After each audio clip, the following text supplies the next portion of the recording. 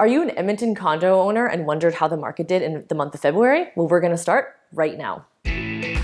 Hi, this is Melody Wilson with the Real Life team at Remax Elite, and I'm talking to you about the Edmonton housing market for condos for the month of February.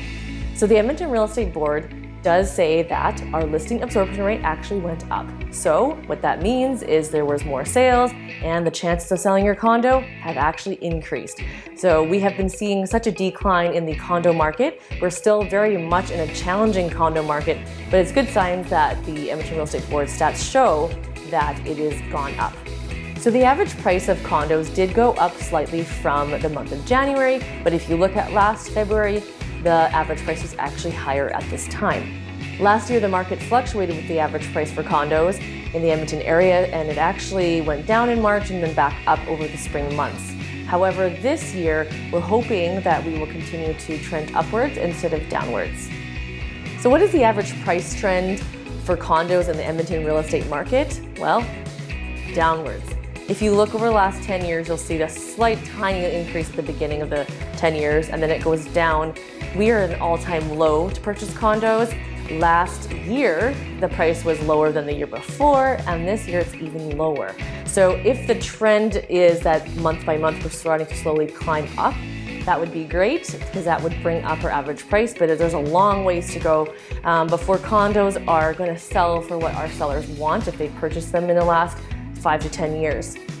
If you're a buyer looking to purchase a condo and it makes sense for your lifestyle, I highly recommend taking a look and examining that. Now, don't forget, when you buy condos, there's a whole bunch of risk involved, and you want to make sure that you're not just purchasing that condo just to get into the real estate market, because if that's what you're trying to do, sit down with a professional and talk about your strategy in terms of your long-term strategy.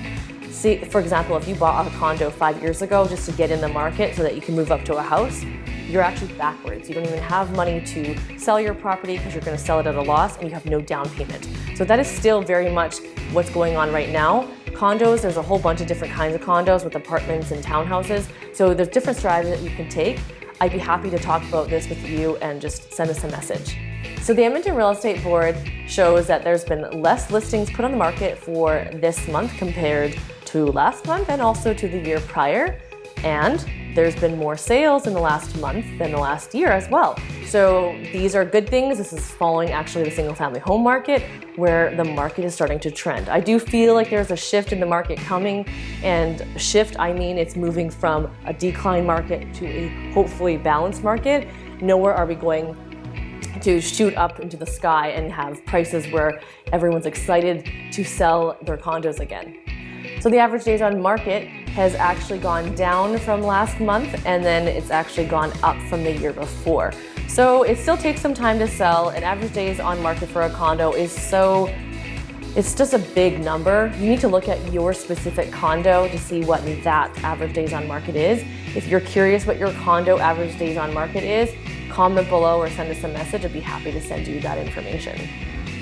So where are all the condo buyers? Are you curious as a seller what price ranges sell the most? And are you curious as a buyer where you fall into that? So under 200,000 is where the majority of sales are, and that's actually quite common. When you're looking at condos, you have to think about all the condo fees that are associated with that when you purchase. Now, something interesting, so far this year, from the month of February, there's been 2 properties that sold over $600,000 for condos, which is insane because don't forget, they're paying condo fees too.